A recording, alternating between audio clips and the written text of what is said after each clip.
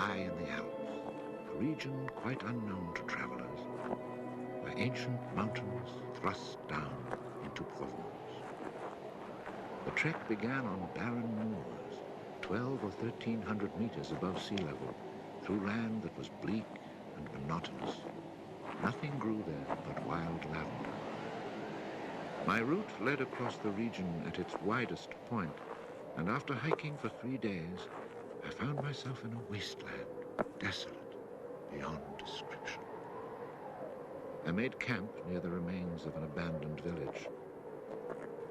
The day before, my water supply had run out and I had to find some. The cluster of houses, although they were in ruins, reminding me of an old wasp's nest, made me think that once there must have been a fountain, or perhaps a well.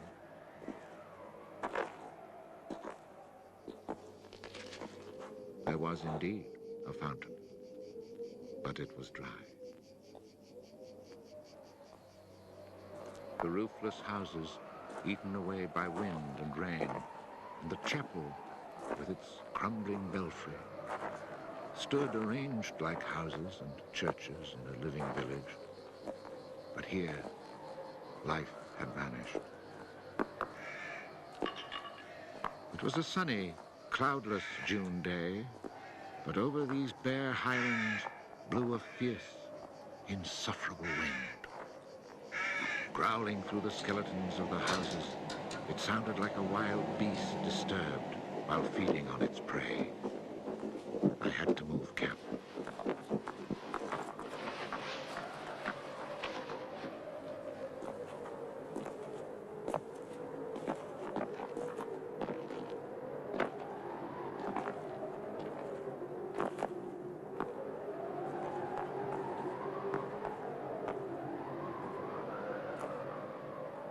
After 5 hours of walking, I still had found no water, and I could see nothing that gave me hope of finding any.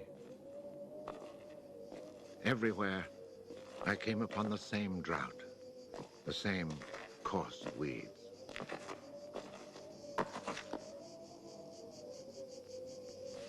In the distance, something caught my eye. A thin, dark shape that I took for a tree stump. But just in case, I walked towards it.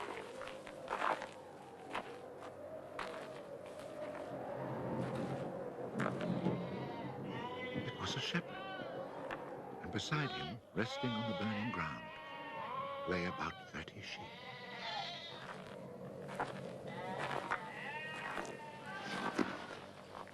He let me drink from his gourd, and presently he led me to his sheepfold in a hollow in the plain. He drew water. Excellent water it was, too, from a very deep, natural well over which he had rigged a simple windlass.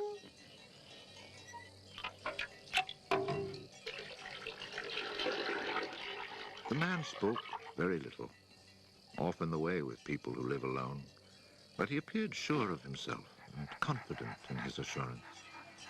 It all seemed somehow strange in this barren land. He lived not in a hut, but in a real house, a stone house, whose walls clearly showed how his own labor had repaired the ruin it had once been. Its roof was solid and strong, and the wind on its tiles sounded like the sea upon the seashore. Inside, it was neat and tidy, dishes washed, floor swept, shotgun oiled. His soup simmered over the fire. And I noticed that he was freshly shaved, that all his buttons were firmly sewed on, and that his clothes were darned with that meticulous care which makes the mend invisible. He shared his soup with me.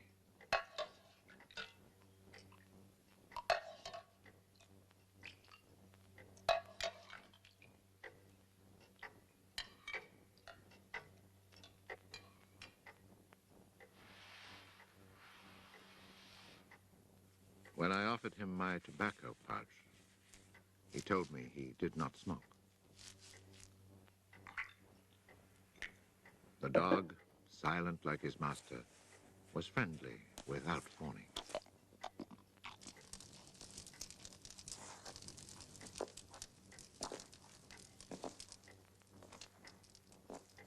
It had been agreed that I would spend the night. The nearest village was still almost 2 days' walk away.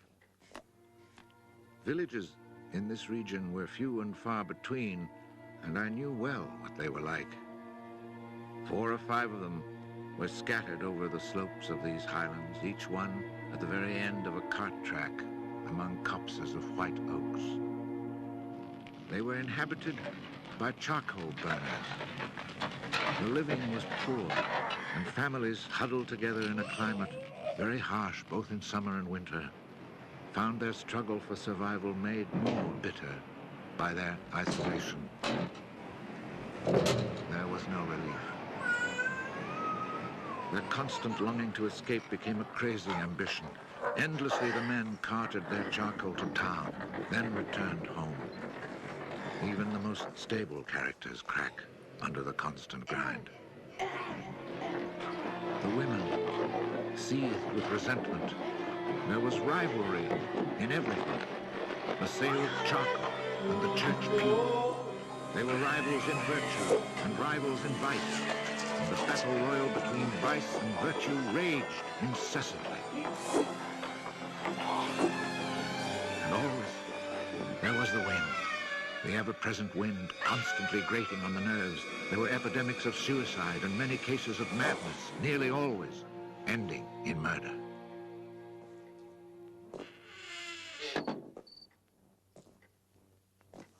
The shepherd, who did not smoke, went to fetch a little sack, and onto the table he emptied a pile of acorns. He began to examine them very carefully, one by one, separating the good from the bad. I sat, smoking my pipe. I offered to help, but he told me it was his work, and indeed, seeing how very carefully he carried out his task, I did not insist. That was the only time we spoke. When he had set aside enough acorns, he divided them into piles of 10. As he did this, he discarded the smaller ones, or those that were cracked, for now he was examining them very, very closely. When finally there lay before him 100 perfect acorns, he stopped, and we went to our beds. Being with this man brought a great sense of peace. The following morning, I asked him if I might stay on and rest for the day. He found that quite natural, or to be more precise, he gave me the impression that nothing could upset him. The day of rest was not absolutely necessary, but I was intrigued, and I wanted to learn more about him. He let his sheep out of the pen and led them to their grazing. Before he went, he took the little bag of carefully chosen acorns and put them into a pail of water to soak. I noticed that for a walking staff, he carried an iron rod as thick as my thumb and about as high as my shoulder.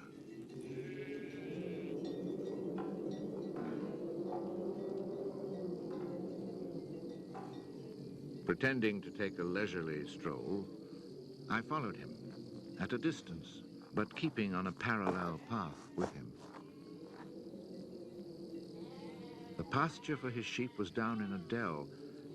Leaving his dog in charge of the little flock, he began to climb towards me where I was standing. I feared he was coming to reproach me. Not at all. It happened to be on his way, and he invited me to go with him if I had nothing better to do. He was going a little farther on, to the top of the hill.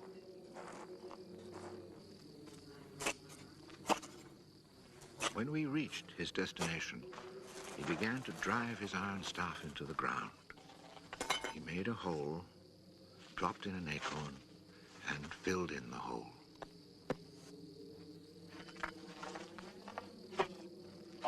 He was planting oak trees. I asked him if he owned the land.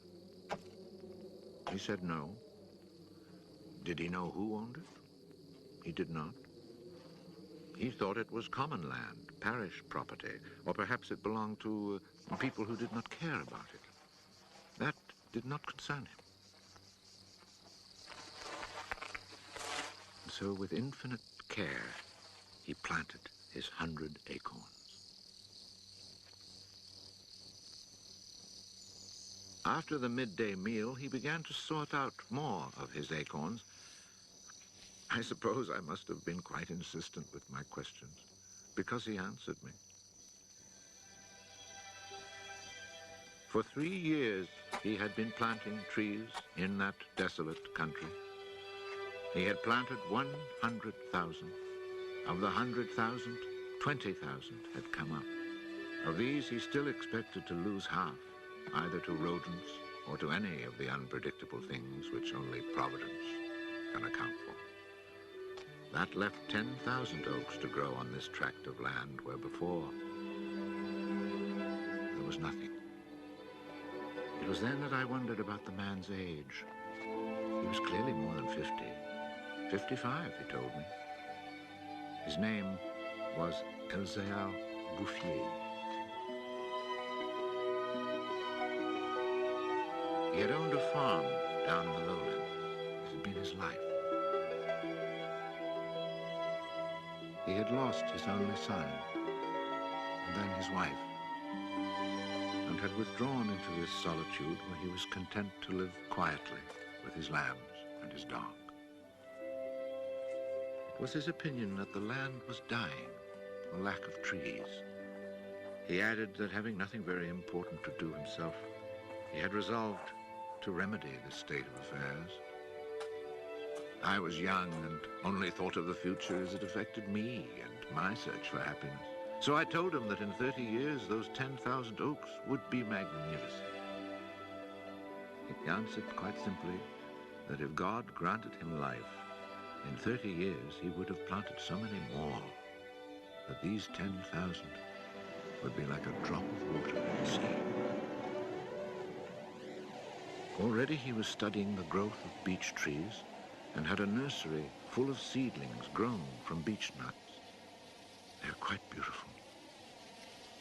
He was also thinking of birches for the dales, where he told me there was moisture just below the surface of the soil. The next day, we parted. The following year came the First World War, in which I was engaged for 5 years.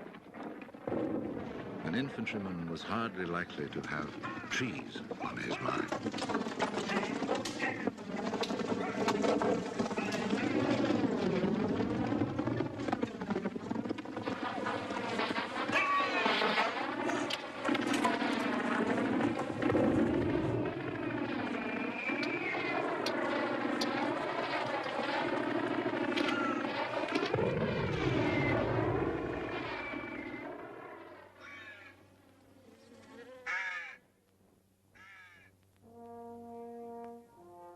After demobilization, I found myself the possessor of a small gratuity and a great desire to breathe pure air.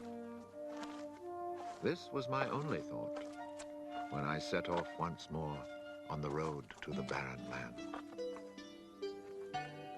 The country had not changed. However, in the distance, beyond the deserted village, I noticed a sort of grayish mist that lay on the hilltops like a carpet. The shepherd who planted trees had been in my mind since the day before. 10,000 oak trees, I thought to myself, really need a lot of space. I had seen so many people die in those 5 years, it was easy to imagine that odrasle-Bouffier too was dead, especially since at 20 we think of men of 50 as ancient with nothing left to do but die.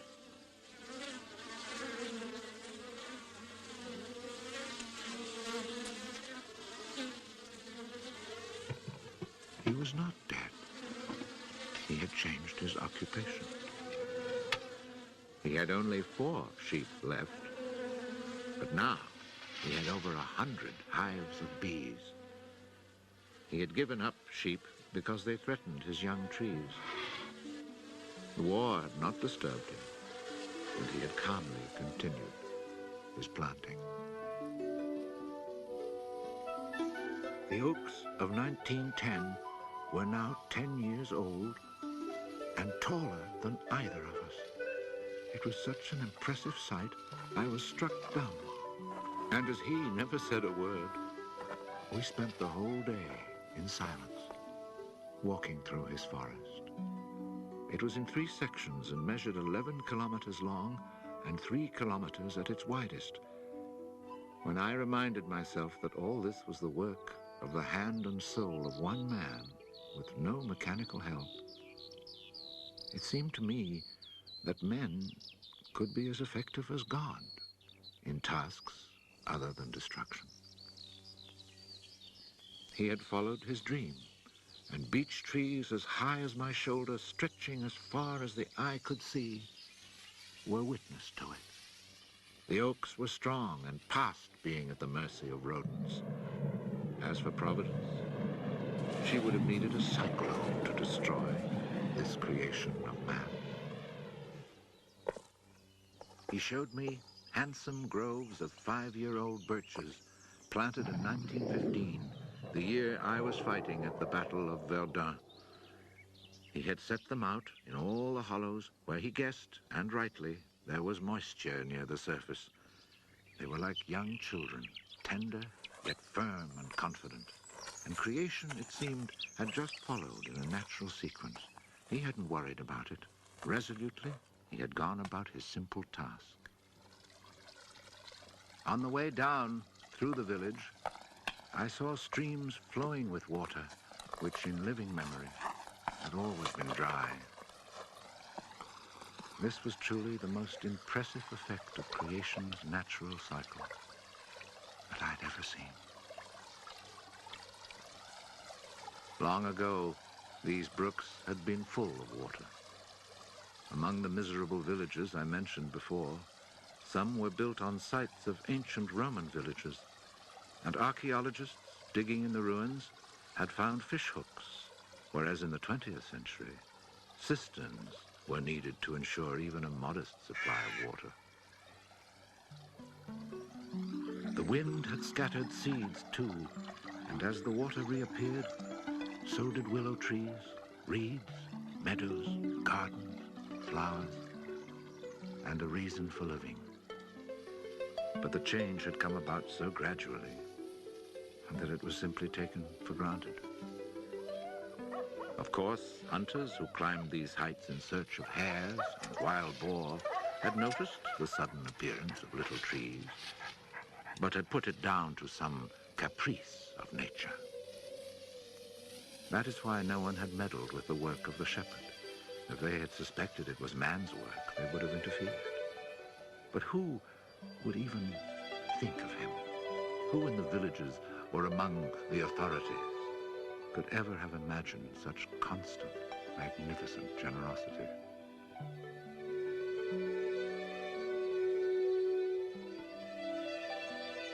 Each year from 1920 on, I paid a visit to Elzéar Bouffier. I never saw him lose heart, nor was he ever deterred. And often, God knows, it must have seemed that heaven itself was against him.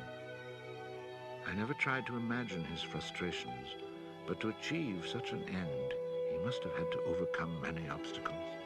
For such passion to succeed, he must surely have fought and conquered despair. We must remember that this exceptional man had worked in utter solitude. Solitude so complete that towards the end of his life, he had lost the habit of speech. Oh, perhaps he saw no need for it. In 1933, he was visited by an astonished forester who notified him of an order that lighting fires outdoors was forbidden for fear of endangering this natural forest. It was the first time the forester told him naively that he had ever seen a forest grow of its own accord.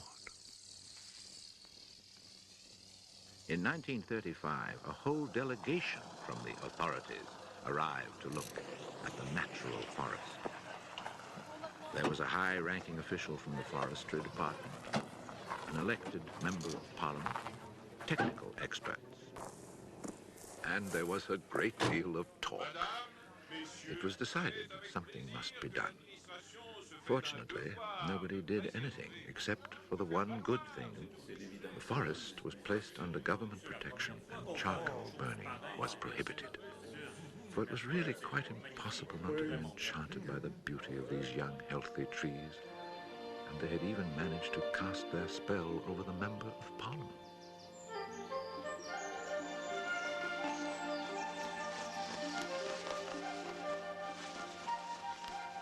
One of the senior foresters in the delegation was a friend of mine, and I explained the mystery to him. The following week, we both set out to find odrasle-Bouffier. He was hard at work, about 20 kilometers from where the official inspection had taken place. I was right about my friend the forester. He was able to appreciate all he saw. I offered the eggs I had brought as a present. We all shared our lunch and spent several hours in silent contemplation of the landscape. The slopes we had climbed on our way up were covered with tall trees 4 times our own height. I remembered how it had looked in 1913, desolate, but quiet, regular work, brisk mountain air, the simple life, and above all, peace of mind, had endowed this old man with almost awe-inspiring health. He was one of God's athletes. I wondered how many more hectares he would cover with trees. Before we took our leave, my friend made one small suggestion about the kinds of tree which seemed to suit the soil here. He did not press the point, for the simple reason, he told me afterwards, that this man knows more about it than I do. The idea must have been turning over in his mind, for after we had walked for an hour, he added, he knows more about it than anyone else in the world. He's found a perfect way to be happy. Thanks to this forester, not only the forest, but the happiness of odrasle-Bouffier were protected. The only serious danger to his work occurred during the Second World War. Cars being powered by wood-burning generators. There was never enough wood. So cutting was begun among the oaks of 1910, but they were so far from transportation routes that the whole enterprise proved financially unsound. It was abandoned.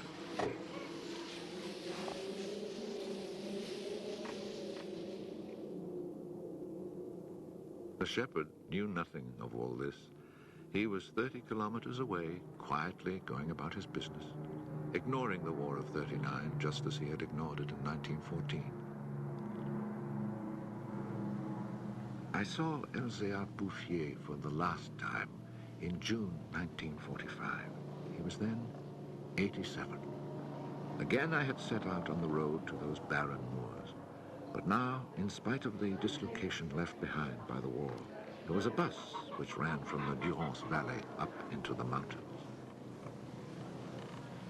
I decided it must be because of this relatively speedy means of transport that I could not recognize the places where my walks used to lead me. It took the name of a village to reassure me that I really was in that region that had once been desolate and abandoned.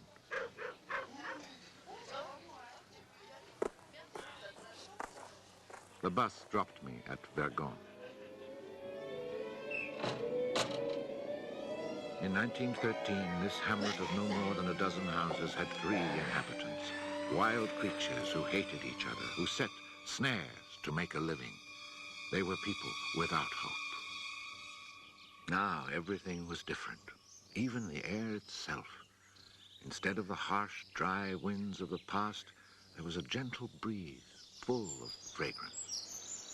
From the mountain tops came a sound like rushing water. It was the wind rustling through the forest. And then, even more astonishing, I heard another sound of water. I saw that they had built a fountain that was splashing merrily. And beside it, what I found most touching, someone had planted a linden tree, the perfect symbol of rebirth.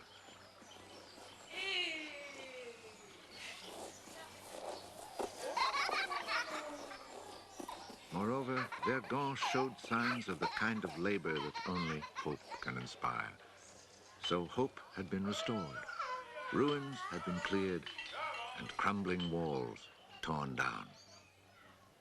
The new houses, freshly rough-cast, stood in kitchen gardens where flowers and vegetables grew in orderly confusion. Roses and cabbages, snapdragons and leeks, celery and anemones. It had become a place where one would want to live. From this point, I continued on foot. The war had not been over long enough for life to reach full bloom, but Lazarus had emerged from the tomb. On the lower slopes of the mountain, I could see small fields of young barley and rye, and down in the narrow valleys, the meadows were green.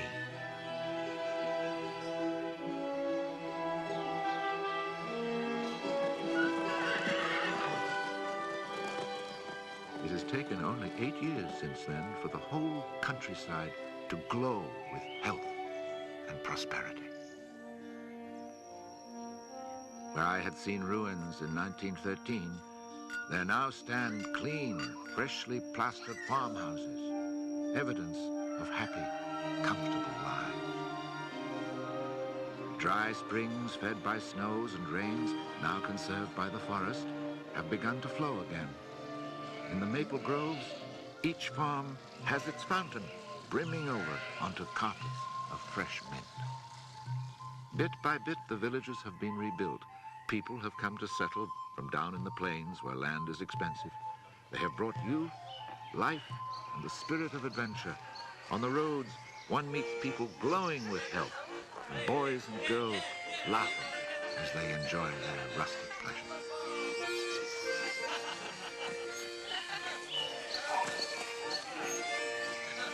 Counting those who lived here before, quite changed by their life in gentle surroundings, and including the newcomers, more than 10,000 people owe their happiness to Bouffier. When I think that one man, one body, and one spirit was enough to turn a desert into the land of Canaan, I find after all that a man's destiny can be truly wonderful. But when I consider the passionate determination, the unfailing generosity of spirit it took to achieve this end, I'm filled with admiration for this old, unlearned peasant who was able to complete a task worthy of God. Bouffier died peacefully in Banon in 1947.